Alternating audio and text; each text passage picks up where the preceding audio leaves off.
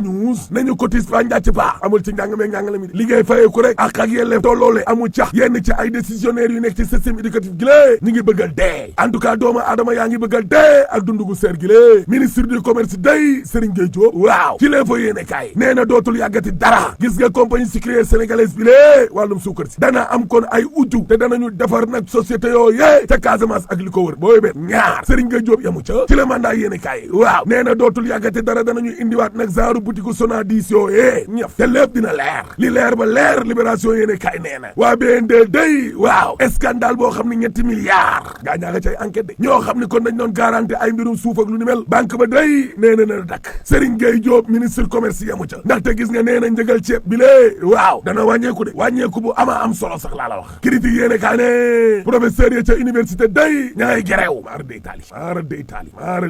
l'observateur ne Marie Khone Faye mi lée ñu bëgg a dugalaat ci wàllum nguur gi première dame waaw waaye loolee nañ leen ko moytu waay déet waay kay njabootug président de la république di leen dugal ci nguur geeg yooyee loolee daal en tout cas yàgg na fi de xaw ma kañ la rupture ba nag Cheikh Ibrahima Ba Khalifa Ngodiba waaw nee na en tout cas daal war nañoo jox cër président de la république ak la lamboo ak moom yor yéene kaa ne président Alhaji Malick Ndiaye day na génn ci li mu ne woote ab transhumance ni muy cokkaasee ministre Moustapha Diop ni lée di meeru Louga Alhaji Malick Ndiaye na génn ca loolee en tout cas ñoom nañ fi indi transhumance day di nga dégg musiba mbaaba kumba dem naa ca lamb jë point sport waaw ne Zarko day daan na kon Gris Bordeaux Rewmi sport ne Zarko kay combat ba doxoon digganteem ak Gris Bordeaux ni lée jël na ndam la de le Dakar waa sport ne déet waxal ne kay Gris Bordeaux mi lée Zarko yóbbu na ko retraite déet waay Tribune Sport ne kay Zarko kay daal dinay jekkali nag Tigre de Fass bi nga xam ne daa xiifoon lool dem naa ca football ba